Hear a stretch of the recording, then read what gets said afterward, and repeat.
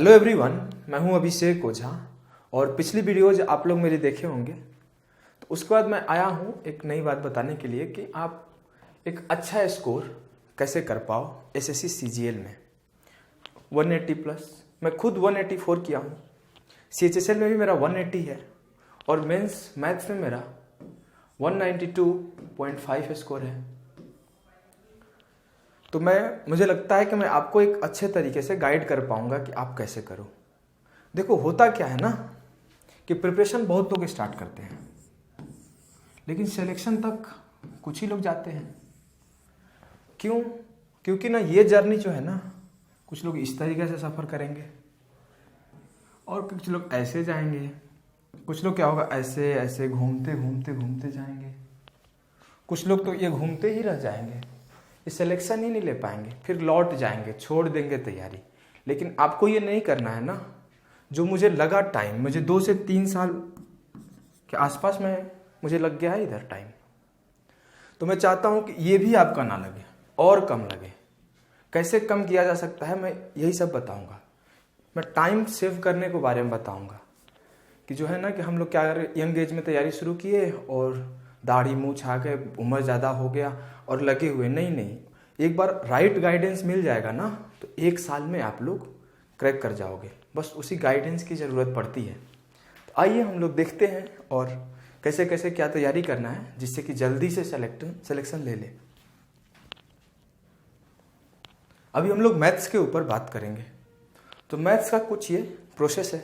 इस तरीके से पढ़ाई करने से ना जल्दी से हम लोग अच्छा स्कोर कर पाते हैं और सेलेक्ट हो पाते हैं। तो पहले मैं कैलकुलेशन के बारे में बताऊंगा और मैं कुछ कैलकुलेशन के ऊपर काम भी किया हूं, वो भी हेल्प कर दूंगा आप लोगों को। आप लोग कैलकुलेशन के ऊपर काम करो, कॉन्सेप्ट्स को अच्छे से पढ़ो, उसके बाद आप प्रैक्टिस करो। जब ये 3 चीज़ आप करोगे ना तो स्पीड डेवलप हो जाएगा। क्योंकि एसएससी में ना 60 मिनट में 100 क्वेश्चंस करने होते हैं। अगर आपके पास स्पीड नहीं है ना तो आप पूरा क्वेश्चंस ही नहीं देख पाओगे। जब आप क्वेश्चंस नहीं देख पाओगे तो सिलेक्शन कहाँ से होगा? सिलेक्शन लेने के लिए तो पूरा क्वेश्चन देखकर सॉल्व करने की जरूरत है ना। तो आपकी स्पीड की जरूरत है। लेकिन सिर्फ स्पीड मैटर नहीं करता, स्पीड के साथ साथ ना एक और चीज़ है जो बहुत मैटर करता है, एक्यूरेसी। मान लो मैं जल्दी जल्दी में अटेम्प्ट करना हो तो 10 मिनट क्या 2 मिनट में 100 अटेम्प्ट कर दूंगा, तुक्का मार मार के। मुझे तुक्का नहीं मारना है ना, मुझे तो एक्यूरेसी भी लाना है। अगर एक्यूरेसी अच्छा रहे ना तभी ना मैं अच्छा स्कोर कर पाऊंगा। एक्यूरेसी कैसे आता है? ये सब सीखने के बाद ना आपका अटेंशन, आप वहाँ आपका माइंड जो है ना प्रेजेंट में काम तो कर रहा है ना। एग्जाम हॉल में आप सिर्फ क्वेश्चंस पर ही कंसंट्रेट हो ना, ये सब चीज़ मैटर करता है एक्यूरेसी के लिए। और मैथ्स ऐसा पार्ट है कि जहाँ पे आप 50 आउट ऑफ 50 स्कोर कर सकते हो। तो इसीलिए आप सारे चीज़ को अच्छे से सुनो, जिससे क्या होगा ना कि ये अच्छा स्कोर आएगा। और जब ये अच्छा स्कोर आएगा ना तो अच्छा रैंक आएगा, अच्छा रैंक आएगा तो अच्छी पोस्ट मिलेगी। तो आइए हम लोग मैथ्स के ऊपर इतना बात किए। अब मैं बता दूं ना आप पढ़ो कैसे। आप जहाँ पढ़ रहे हो, जिस बुक से पढ़ रहे हो, जैसे पढ़ रहे हो, पढ़ते रहो। अगर लगता है कि वो बुक, वो सर, वो कंटेंट आपका सिलेक्शन दिला देगी तो बहुत अच्छी बात है, आप उसी से करते रहो। लेकिन अगर मेरे से आप पूछना चाहते हो कि कैसे करना चाहिए, आप कैसे किए, तो मैं बोलूँगा ना कि माई पाठशाला का जो कंटेंट है मैथ्स का बहुत अच्छा है और जो टीचर्स पढ़ाए हुए हैं बहुत अच्छे से पढ़ाए हुए हैं। एक बार आप लोग देख सकते हैं, पढ़ सकते हैं। ठीक है, हम लोग आगे बढ़ते हैं। इंग्लिश, ये इंग्लिश हिंदी मीडियम वालों के लिए बहुत तकलीफ देती है। जैसे मेरे साथ भी हुआ, मैं तो शुरू बहुत ही ज़्यादा प्रॉब्लम में रहा। और हम लोग तो हिंदी वाले इंग्लिश के सामने बकलोल लगते हैं। ऐसा लगता है ना कि जैसे हो ही नहीं पाएगा। लेकिन ना आप एक अच्छे से पैटर्न ये फॉलो करेंगे ना तो हो जाएगा। इसमें ग्रामर है, वोकैब है, क्विजेज और प्रैक्टिस करना है, PYQ, अंडरस्टैंडिंग प्रैक्टिस करना है, मॉक टेस्ट। तो आप ये इतना अच्छा स्कोर कर पाएंगे। तो इसको करें कैसे, इसके बारे में अगर मुझसे पूछेंगे, पहले तो मैं बता दूं बुक्स बहुत अवेलेबल है। नीतू मैम वाली, MB वाली और भी बहुत सारी। मैं खुद ही बहुत सारे बुक्स लिए हुए था और मैं बहुत सारा बुक देखा हूँ, पढ़ा हूँ, क्योंकि मैं 2 साल से इसमें हूँ। लेकिन अगर मुझसे आप पूछोगे ना कि भैया तुम कैसे किया यार ग्रामर का, तो मैं बोलूँगा ना ग्रामर के लिए ये बुक ले लो। मेंस के ना 2-2.5 महीना पहले, 1.5 महीना पहले के आसपास सर ये बुक भेजे मेरे पास। तो मैं देखा, मैं पढ़ा, अच्छे से पढ़ा। मेरे को लगा ना कि बहुत अच्छी बुक है, मतलब 2-3 जगह से प्रैक्टिस ना करने के बजाय एक ही जगह सब कुछ मिल जा रहा है। वोकैबुलरी के बारे में बात करें तो मेरे पास तो सरकारी PDF था। तो आप लोग जिस जगह से कर रहे हैं ना वहाँ से करें। क्या होता क्या है ना वोकैबुलरी के साथ, जो 90 से 95% वर्ड आते हैं वो प्रीवियस ईयर आते हैं। तो आप प्रीवियस ईयर करो। मेरे पास तो सर के एक PDF भेज दिए थे इतना सा, और उसमें लिखा हुआ था कैसे कैसे करो, किस दिन पे कितना करो, क्या करो। मैं उसी से कर लिया। और जब आप ये करोगे और प्रैक्टिस करोगे ना तो ये डेवलप होना शुरू हो जाएगा। और हिंदी मीडियम वाले क्या होता है, वर्ड्स ही नहीं आते हैं, इसी वजह से ये डेवलप नहीं हो पाता। जब ये करने शुरू करोगे बार बार तो ये डेवलप हो जाएगा। और ये जब डेवलप हो जाएगा तो मॉक टेस्ट और देना शुरू कर दो और जाके ये फोड़ के आओ। आप इंग्लिश में भी 50 में से 50 कर सकते हैं अगर अच्छे से आप तैयारी करते हो तब। तो हम लोग आगे बढ़ते हैं। आगे रीजनिंग का बात हो रहा है। रीजनिंग एक्चुअली जो हुआ मेरे साथ हुआ, या शायद मेरे को ऐसा मानना है जो हमारे बिहार वालों के साथ होता है, क्योंकि हम लोग का जो मैथमेटिकल एबिलिटी होता है और ये रीजनिंग का जो पार्ट होता है उसको हम लोग बचपन से ही समझना चालू कर देते हैं और जल्दी से समझ लेते हैं। इस वजह से रीजनिंग में मुझे ज़्यादा दिक्कत हुई नहीं जितना दिक्कत होता है कुछ बच्चों को। जो मैं अपने एक्सपीरियंस से बता रहा हूँ कि रीजनिंग जो सबसे इम्पोर्टेंट पार्ट है ना, प्रैक्टिस, क्योंकि कॉन्सेप्ट बहुत ज़्यादा है नहीं। तो आप प्रैक्टिस करना शुरू करो।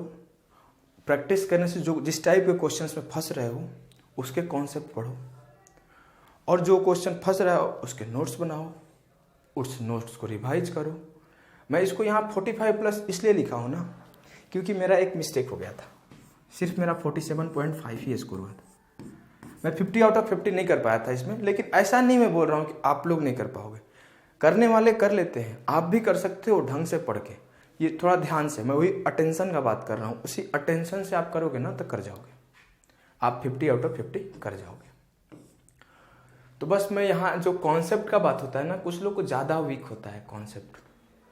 तो माई पाठशाला पर राहुल सर की क्लासेस फ्री वाली, या फिर आप सब्सक्रिप्शन ले सकते हो, जैसे आपको करनी है, पढ़ी हुई है, एक बार गो थ्रू हो लो। जैसे कैलेंडर, क्लॉक, सिलोजिज्म, इस टाइप के चैप्टर्स में ना थोड़ा थोड़ा दिक्कत होता है, बस उसी को करनी है और ज़्यादा नहीं करना। तो रीजनिंग वाली प्रॉब्लम यही है। अगर हम लोग आते हैं ना, आगे बढ़ते हैं, क्या और क्या क्या प्रॉब्लम करती है बच्चों को, तो देखते हैं।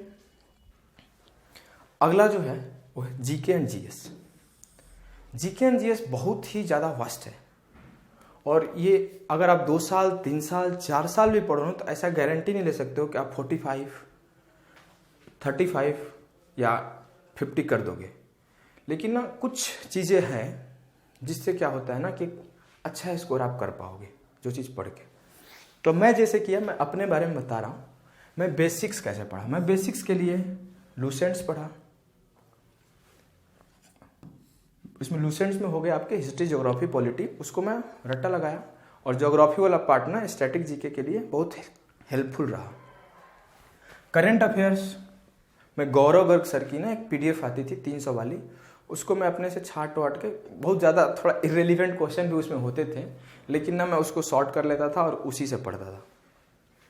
स्टैटिक जीके ना यहाँ तो पढ़ा ही ज्योग्राफी में, लेकिन यहाँ मैं करंट से रिलेट करके खुद से पढ़ता था गूगल करके। और जैसे कोई भी क्वेश्चन बन रहा है ना, अभी करंट में जो स्टोरी चल रहा है उसका पास्ट क्या है मैं पढ़ लेता था। तो इससे क्या होता था ना कि जो नए क्वेश्चंस अभी तत्काल वाले होंगे वो आएंगे, कर जाएंगे हम लोग।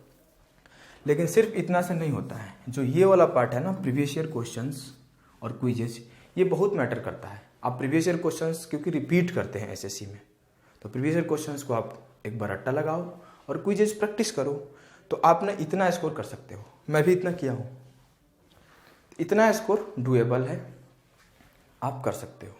तो एक बार सारे पैटर्न को आप लोग फॉलो करो तो फिर हो जाएगा। हाँ, एक बात और, अगर हम लोग मॉक टेस्ट की बात करते हैं, मॉक टेस्ट बहुत इंपॉर्टेंट है और इसका जो रोल है ना बहुत ही ज़्यादा महत्वपूर्ण है। तो मॉक टेस्ट अटेम्प्ट करो आप लोग। कैसे अटेम्प्ट करो, जितना कर सकते हो करो, जितना। लेकिन सिर्फ अटेम्प्ट करने से तो होता नहीं है। अभी तो आप 50-60 तो कम से कम करो ही एग्ज़ाम देने जाने से पहले। 50-60 करो, और सिर्फ अटेम्प्ट करने से नहीं होगा, उसका एनालिसिस करना पड़ता है। एनालिसिस करने के बाद ही आपका स्कोर जो होता है ना इम्प्रूव होता है, अदरवाइज ना रुके रहोगे स्टक करके। मतलब 120 आ रहे हैं तो 120 पे ही रहोगे, 130 आ रहे हैं तो 130 पर ही रहोगे। ये जो एनालिसिस है ना, इसी से मार्क्स इम्प्रूव होता है। तो एनालिसिस कैसे करना होता है, मैं कुछ पार्टें बता दे रहा हूँ जिससे ना आपको बहुत हेल्प मिलेगा एनालिसिस में। जैसे आपको मैं बताऊँ मैथ्स के बारे में, तो मैथ्स में ना 3 टाइप के क्वेश्चन बनेंगे। पहला, जो आपसे बना ही नहीं बिल्कुल भी। दूसरा, जो बना दिए ज़्यादा टाइम लिए। तीसरा, जो बनाए थे आता था लेकिन गलती हो गया। तो ये तीनों का अलग अलग तरीके से एनालिसिस होता है। ये क्या हुआ कि आपसे बना ही नहीं है तो इसके कॉन्सेप्ट्स को सीखो और प्रैक्टिस करो। ये क्या था, बना तो लिए थे लेकिन ज़्यादा टाइम लगा था, तो इसके शॉर्टकट खोजो, क्या क्या शॉर्टकट हो सकते हैं, किस तरीके से मैं कम टाइम में बना सकता हूँ। और ये जो सिली मिस्टेक किसी को बोलते हैं, बना तो दिया था लेकिन गलती हो गया, तो इसके लिए मैं फिर बोलूँगा आपका अटेंशन। और मैं एक बात और ऐड कर दूँ कि मैथ्स को आप 15 से 20 मिनट में कर सकते हैं। मैं अपने बारे में बताऊँ तो मैं इसको 10 to 15 मिनट में करता था।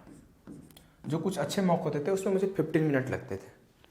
तो इसीलिए मैं बोल रहा हूँ इतना में अगर आप लोग कर लोगे तो रीजनिंग को भी टाइम डिवोट करोगे टेस्ट में, इंग्लिश को भी दोगे, तो आप मैथ से टाइम बचाओ। फिर हम लोग इंग्लिश के एनालिसिस की बात करते हैं, तो क्या करेंगे, इसको मिटाता हूँ यार।